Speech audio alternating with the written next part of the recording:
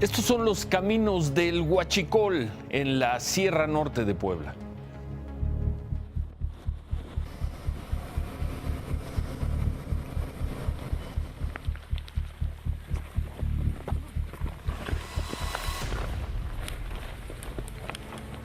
Caminos que todos los días recorre la Marina para rastrear hoyos y perforaciones que afectan al mítico ducto Tuxpan-Azcapotzalco.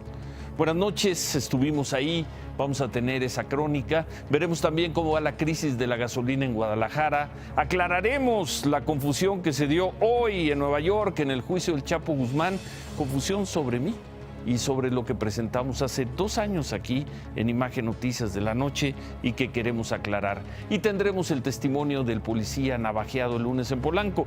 Pero antes, Venezuela. Hoy la oposición designó a un presidente alterno, a Nicolás Maduro. Los venezolanos volvieron a protestar en las calles como no lo hacían hace año y medio. Y las protestas se extendieron a otros países, a otras ciudades. La Ciudad de México, entre ellas.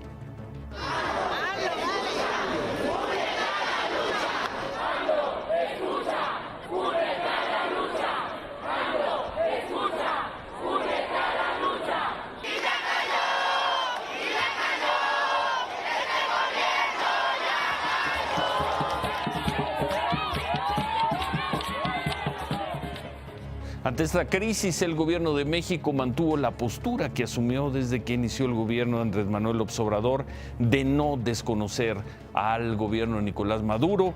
La Cancillería informó que México no va a participar en el desconocimiento del gobierno de un país con el que mantiene relaciones diplomáticas, pero modifica su política. Llama ahora a un diálogo entre gobierno y oposición para una salida política. Vamos a tener toda esa información, un diálogo que, eso sí hay que decirlo, esta noche no se ve ni de cerca. Hoy Venezuela está otra vez en una grave crisis. Nicolás Maduro is a dictator with no legitimate claim to power. We say to all the good people of Venezuela, estamos con ustedes.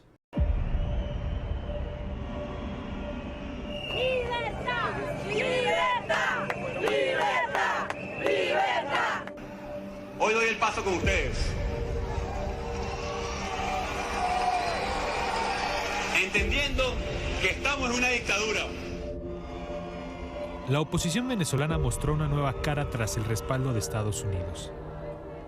Después de una marcha nacional, Juan Guaidó, líder de la Asamblea Nacional, desconoció al presidente Nicolás Maduro y luego tomó una decisión inesperada, pero demandada por la oposición desde principios de año. ¡Juro!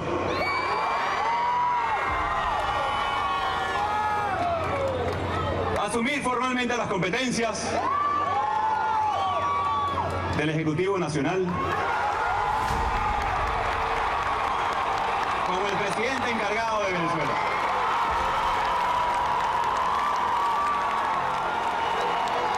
Para lograr el cese de la usurpación, un gobierno de transición y tener elecciones libres. La oposición venezolana no tenía una marcha similar desde mediados de 2017. Hoy abarrotaron las calles de Caracas y de las principales ciudades del país. Mientras esto ocurría, Nicolás Maduro canceló su participación en un mitin a favor de su gobierno.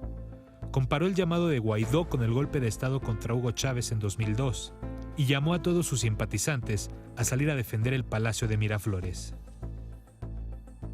Es la mayor insensatez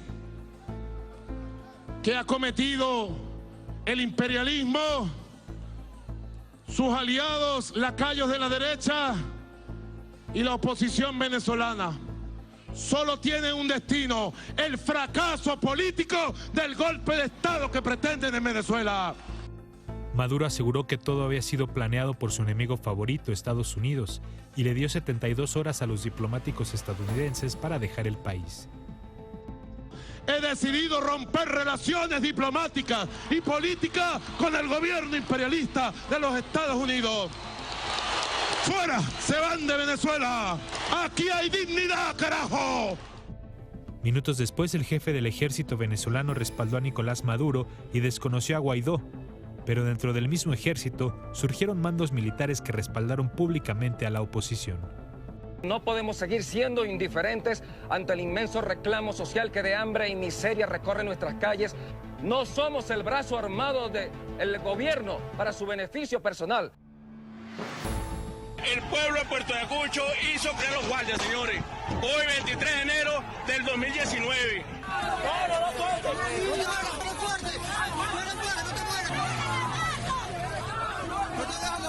Señores, están tirando tiros. Miren, un caído en Barinas el día 23 a esta hora, señores. Las protestas en contra de Maduro se extendieron hasta la noche. En el sur de Venezuela hubo enfrentamientos entre policías y opositores en al menos 6 estados, con un saldo de más de 10 muertos.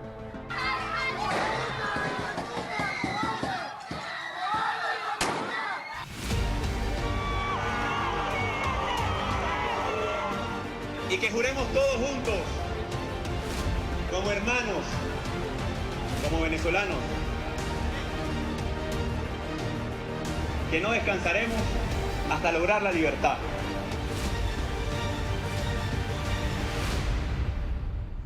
¿A dónde va Venezuela después de este miércoles?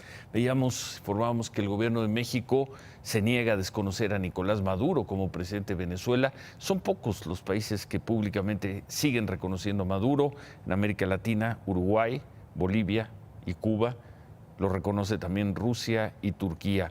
Otros aliados de Maduro, como los gobiernos de El Salvador y Nicaragua, hasta hace unos momentos no se habían pronunciado. Por el otro lado, Estados Unidos desconoce a Maduro y repudia la decisión de romper relaciones diplomáticas al considerar que él ya no es el presidente.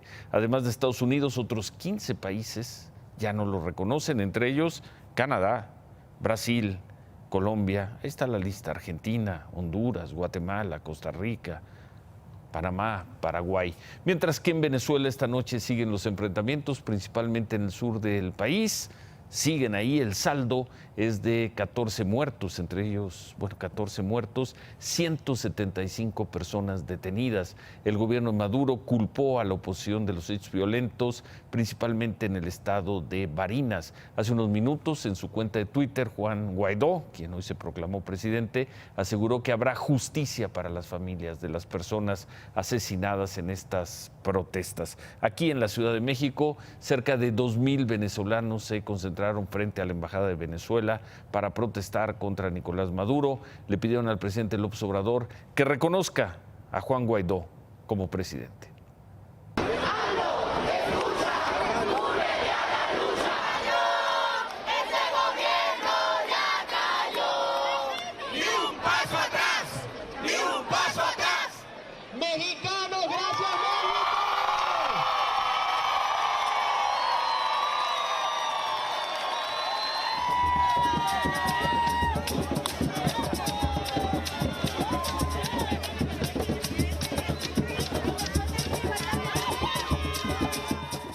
Eso aquí en México. En España, miles de venezolanos salieron a la Puerta del Sol. Ahí están las imágenes. Esto en Madrid. Festejaron que Juan Guaidó se haya proclamado presidente y le piden al gobierno de España que desconozca a Nicolás Maduro.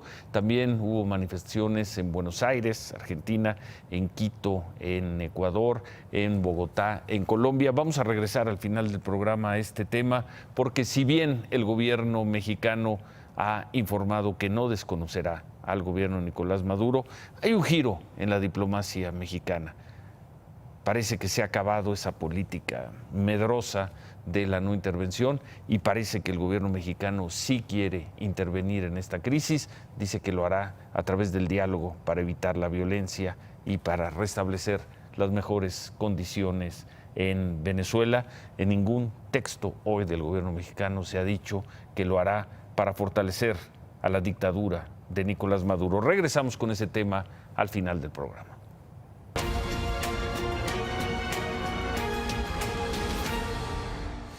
Bueno, segundo día en que testifica allá en Nueva York Dámaso López, el licenciado, como le decían, esto en la Corte de Nueva York, contra quien fuera su ex socio en el cártel de Sinaloa, Joaquín El Chapo Guzmán. Fuertes las declaraciones que hizo hoy el licenciado Dámaso López.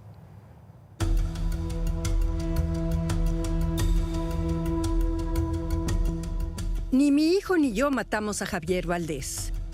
En su segunda comparecencia como testigo en el juicio del Chapo Guzmán, Dámaso López, el licenciado, aseguró que ni él ni su hijo, apodado el Minilic, habían tenido que ver con el asesinato del periodista insignia del portal sinaloense Río 12, pese a que allí se había publicado un perfil muy crítico del Minilic que lo calificaba de mediocre y bueno para nada.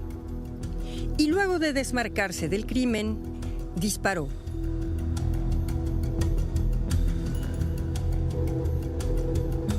El licenciado declaró haberle dado una entrevista a Valdés en la que desmentía la versión difundida por los hijos del Chapo, que lo acusaba a él de haberlos emboscado y herido.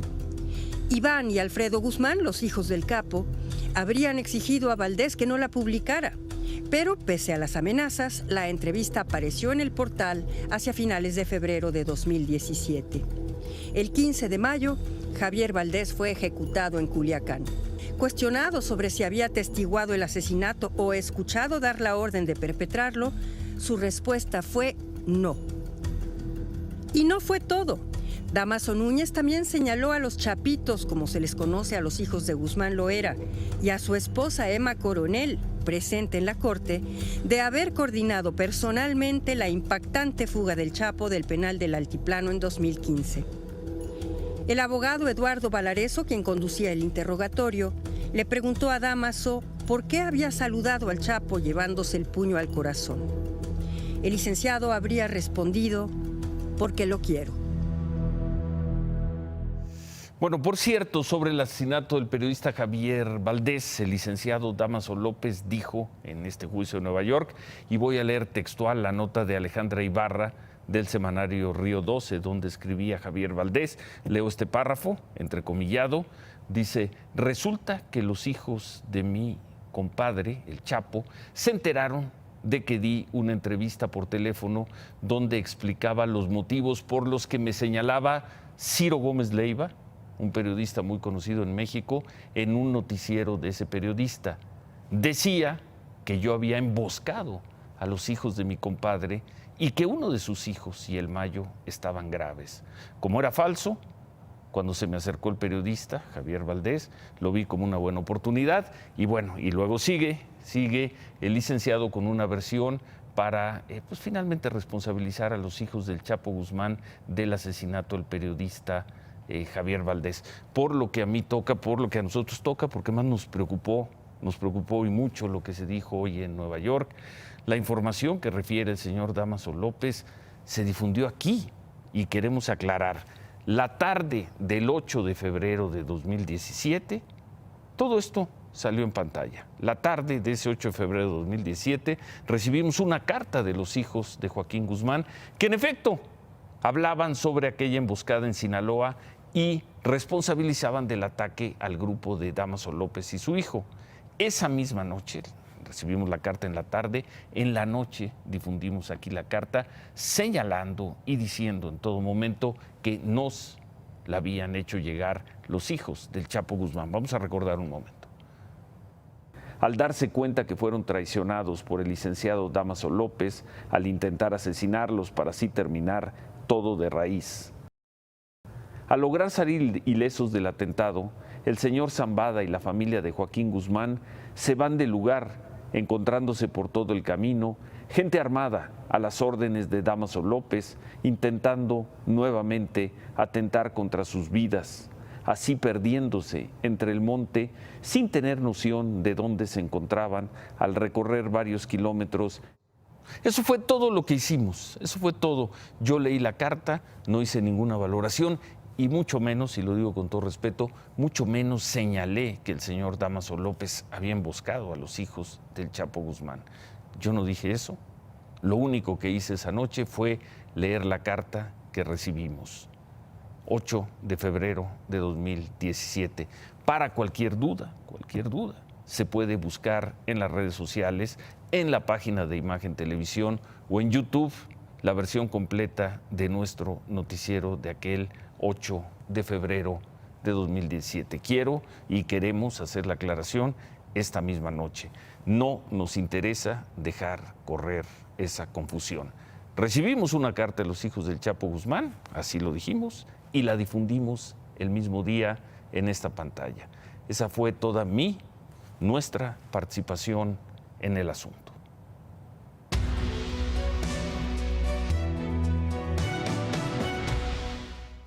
La estrategia del gobierno federal para combatir el robo de combustibles no ha impedido que se sigan pinchando ductos en varias regiones del país. El propio gobierno reconoce el problema todos los días y vamos a ver cómo, ya hemos visto el ejército, vamos a ver ahora cómo los marinos están combatiendo a los huachicoleros en zonas muy, muy difíciles.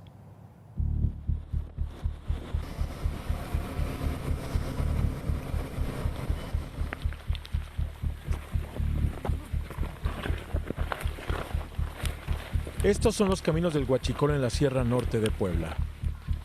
Caminos que todos los días recorre la Marina en un rastreo de hoyos y perforaciones que amenazan al ducto Tuxpan-Azcapotzalco.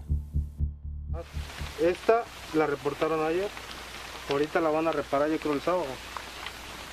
Que no le dan tanta prioridad aquí porque el problema está más en Tula. El municipio es Jicotepec, en la Sierra Norte de Puebla, a menos de 200 kilómetros de la terminal de Tuxpan, en Veracruz.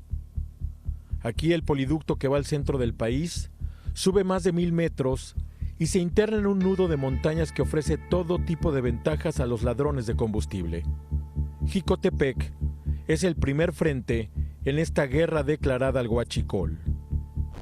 Si este ducto no está funcionando como tal en cuanto al llevar el hidrocarburo hasta el punto final, pues se vuelve un problema muy serio para la operación tal diaria de la zona centro de nuestro país, ¿no? Como auténticos rastreadores, los marinos siguen huellas de vehículos en terracerías imposibles. Utilizan el olfato y el oído para detectar fugas.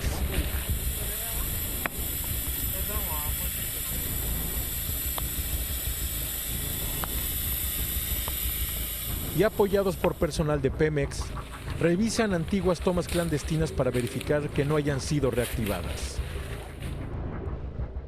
Esto es justamente lo que personal de la Marina Armada de México busca en esta Sierra de Puebla. Los ductos al descubierto que ya han sido perforados alguna vez y que a veces pasan menos de 6 días antes de que vuelvan a ser saboteados. Los marinos han localizado hasta 10 tomas clandestinas en un solo día. Desde llaves directas del ducto.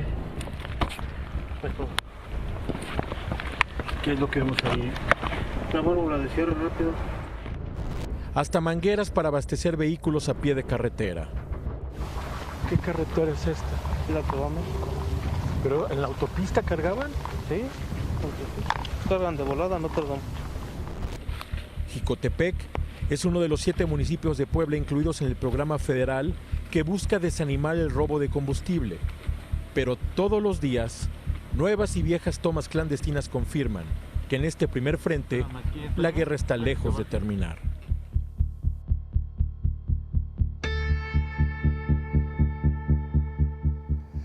Así se combate también en otras zonas menos visibles para los medios de comunicación, así se combate el robo de la gasolina. Es una auténtica guerra. Esta noche el Instituto Mexicano del Seguro Social informó que murió uno de los heridos por la explosión en Tlahuelilpan el viernes. Son ya 96 las personas muertas por estos hechos, hay al menos 40 heridos. Lo cierto es que las autoridades no se ponen de acuerdo con estas cifras. Anoche el gobernador de Hidalgo, Omar Fayad, dijo que eran 98 las personas que habían muerto. Hoy en la mañana el secretario de Salud del gobierno federal, Jorge Alcocer, rectificó y bajó la cifra. ¿A quién le creemos? ¿96? ¿98? ¿Cómo lo están contando? ¿Quién cuenta 2 muertos de más? ¿O quién omite 2 personas muertas?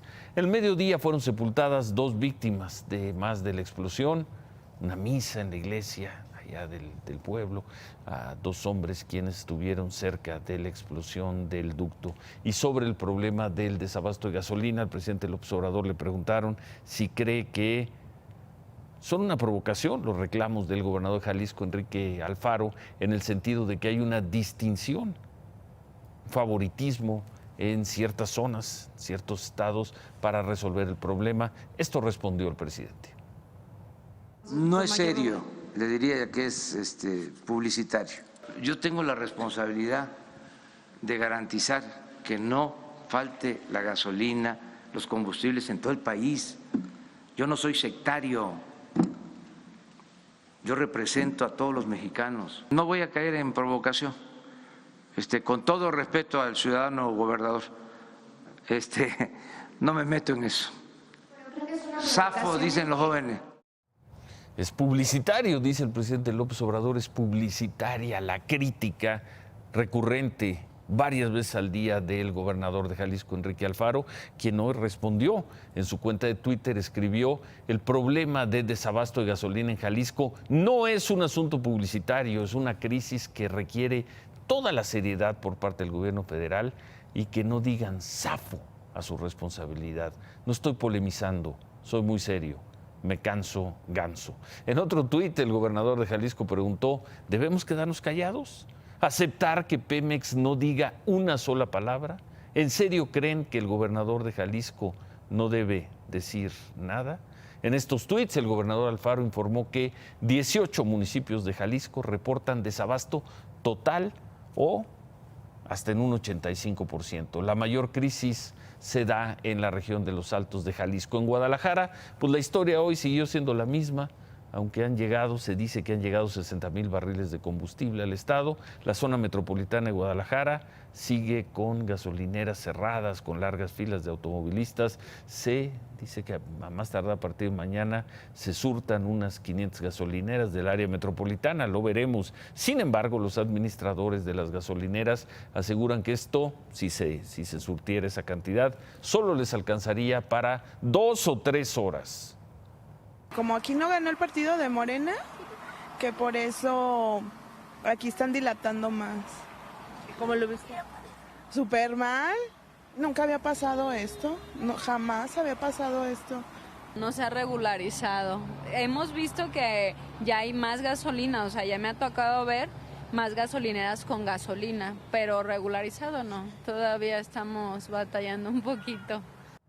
En Monterrey mejoraron un poco las cosas en las últimas horas. La ONEXPO, la Organización de Expendedores de Petróleo de Nuevo León, informó que solo 85 de las 700 gasolineras en la ciudad no tienen combustible. Ayer eran el doble. El presidente López Obrador explicó en la mañana que parte del problema de desabasto ahí fue porque picaron 2 ductos que abastecían a Monterrey y Reynosa. Hace unos momentos Pemex informó que se está restableciendo el abasto en Monterrey, también lo veremos. Bueno, y en otros estados, en Guanajuato, la situación sigue dificilísima. Las autoridades reportan que solo 30% de las gasolineras están operando. En el Estado de México, el gobernador Alfredo del Mazo informó que hay desabasto en 1 de cada 3 gasolineras y que la mayor afectación se está dando en el Valle de Toluca. En Morelia, solo 9 de 73 gasolineras tienen combustible. Se cumplen 9 días del bloqueo de maestros de la CENTE en vías del tren en Michoacán. De acuerdo con la Asociación Mexicana de Agentes Navieros, ya son más de 162 los trenes que no han podido salir de los puertos de Lázaro Cárdenas y Manzanillo. Esto representa, se dijo, más de 8,000 contenedores afectados con más de 1 millón de toneladas de productos. Los maestros instalaron campamentos en 7 puntos de las vías.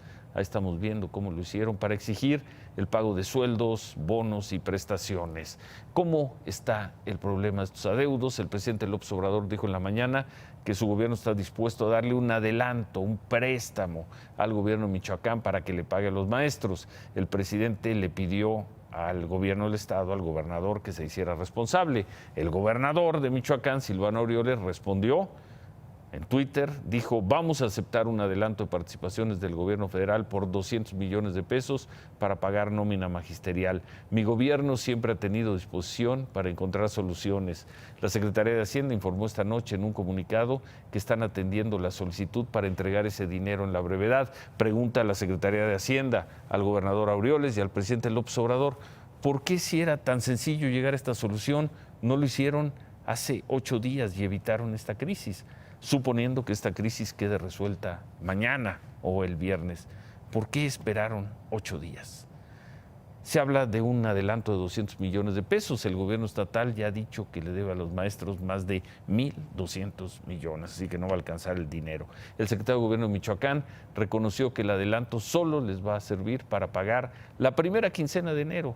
Vamos a ver qué dice el CENTE, si retiran o no los bloqueos. En otras cosas, el lunes presentamos imágenes de cómo policías en Polanco sometieron a un asaltante que había herido a un agente tras un intento de robo. Imagen Noticias habló con este policía, el policía que resultó herido.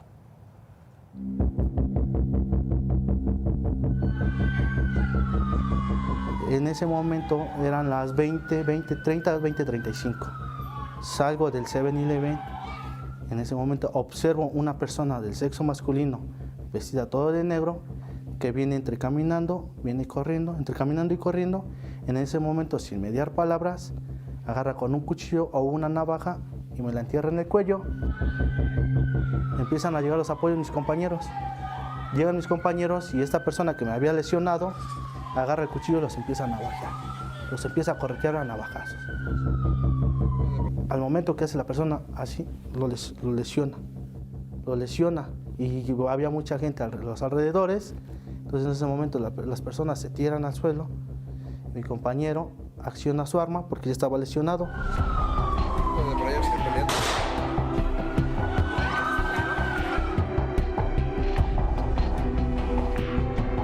Yo, la mera verdad, si me hubiera pasado algo, hasta perdiera la vida y volviera a nacer, con mi camiseta yo me la pongo. Volvería yo a ser policía. ¿De por allá vienen peleando?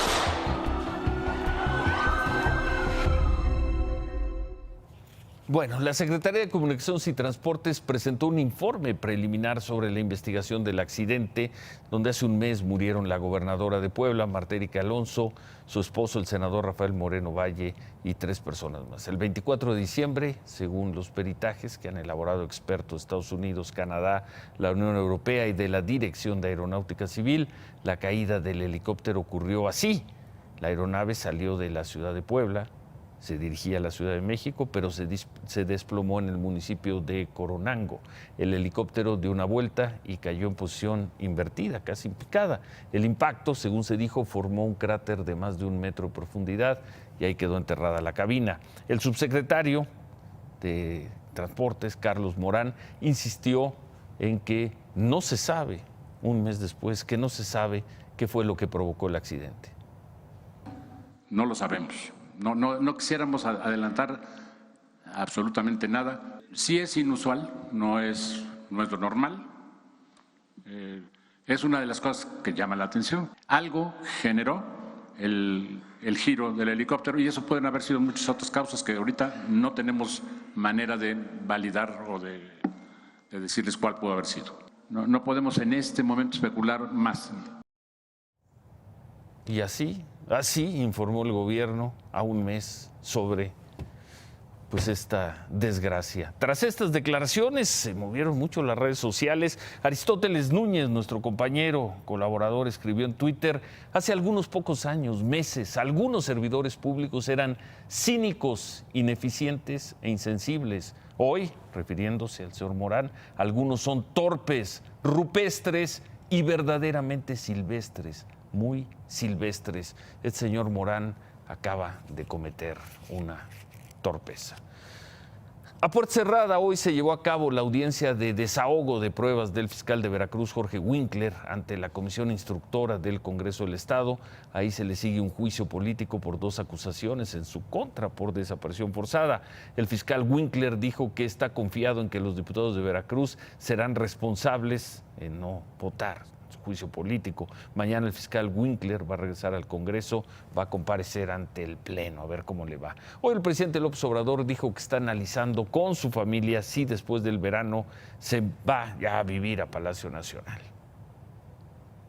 Se construyó aquí un departamento desde el tiempo del gobierno de Felipe Calderón y me he quedado a dormir en estos días.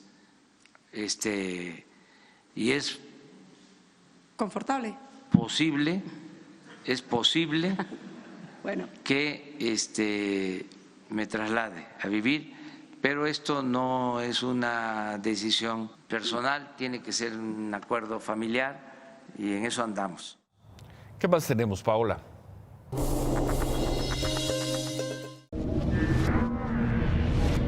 El juez Alejandro León ordenó la libertad de Daphne McPherson, quien fue acusada por homicidio en agravio de su bebé recién nacida en un parto fortuito en el baño de una tienda en Liverpool, por lo que pasó 4 años detenida. Salgo con la mente en alto porque yo no hice nada. Volver a empezar a trabajar, a hacerme responsable de mi hija y todo lo de antes. El juez determinó que la Fiscalía General de Justicia de Querétaro no pudo comprobar que Daphne sabía que estaba embarazada. El hecho ocurrió en el mes de febrero de 2015. Su abogada informó sobre el fallo. El juez cuestiona la calidad de los peritajes que presentó la Fiscalía, que carecían de herramientas científicas, de bases sólidas y, por supuesto, de perspectiva de género.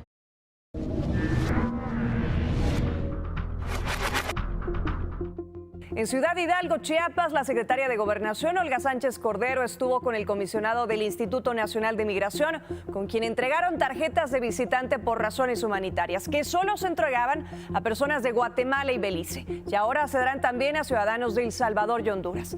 Sánchez Cordero informó que hasta el momento se ha aceptado la entrada regular de más de 8,000 migrantes. Están en espera 1.500 personas migrantes para ser registrados en este sistema.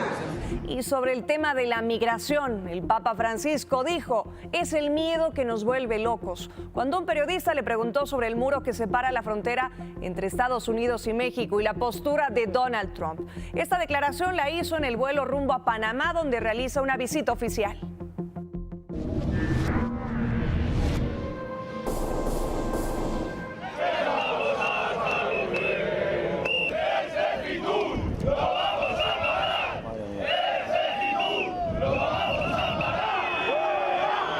Taxistas en España protestaron y se enfrentaron a la policía exigiendo a las autoridades que elaboren una ley, dicen ellos, justa, ante la llegada de plataformas como Uber y Cabify. Son al menos 5 ciudades donde se viven protestas, entre ellas Barcelona, que analiza un 6º día consecutivo de paro de actividades, mientras que en Madrid se sumó a la protesta desde este lunes. Ante las protestas, Cabify anunció que incluirá taxistas en su plataforma, mientras que Uber estaría analizando su permanencia en España. Permiso, Ciro. Gracias, Paola. Como sucede en esas películas de monstruos que revive el monstruo y parece que se murió y vuelve a revivir, estamos con el aeropuerto de Texcoco. Ahora resulta que la Secretaría de la Defensa Nacional, que será la encargada de adecuar el aeropuerto de Santa Lucía para volverlo civil, solicita 885 millones de pesos para hacer los estudios preinversión.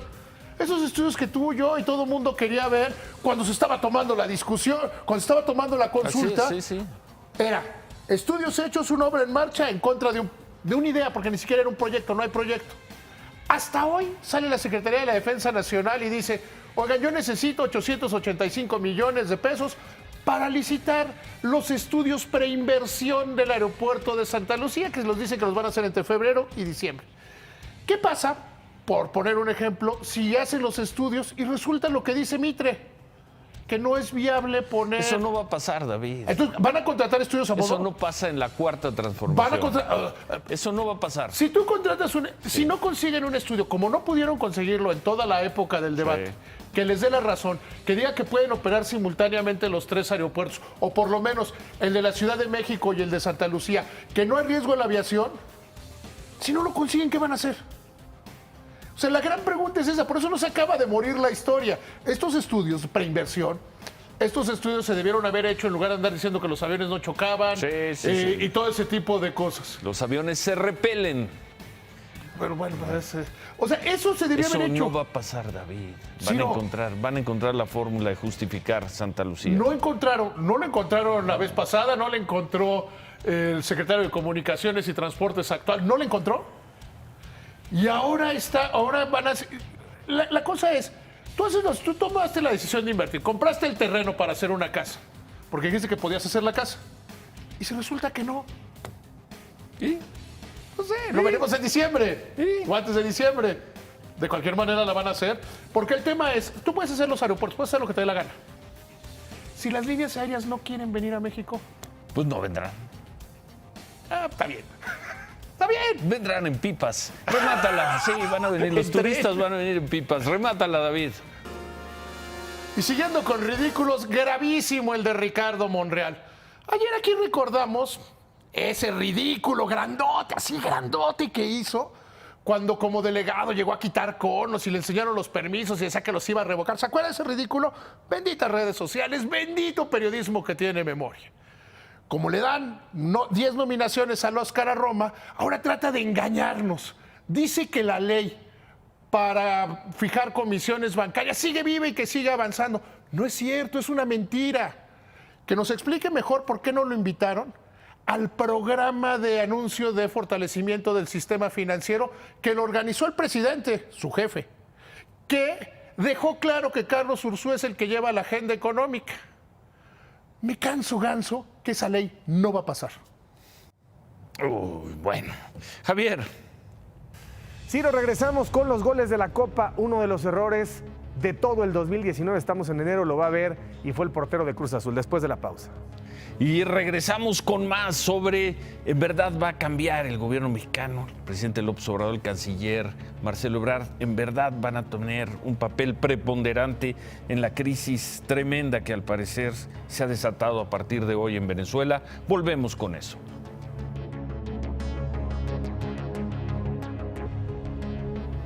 El gobierno mexicano no se hará a un lado de la crisis que desde hoy volvió a explotar en la flagelada Venezuela.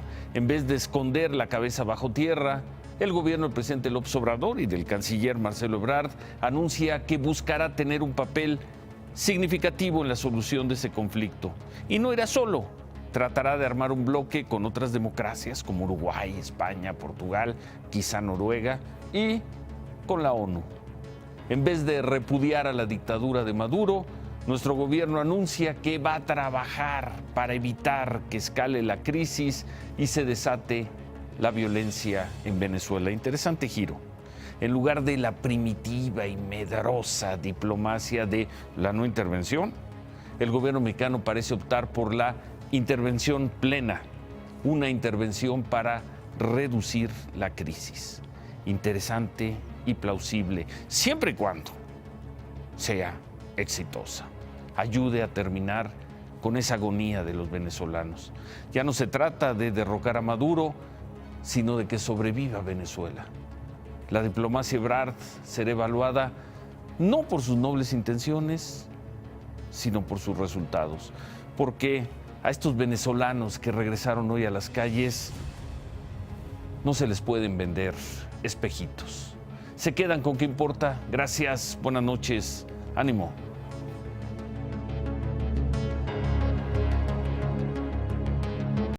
Imagen Noticias con Ciro Gómez Leiva, lunes a viernes 10:30 p.m. Participa en Imagen Televisión.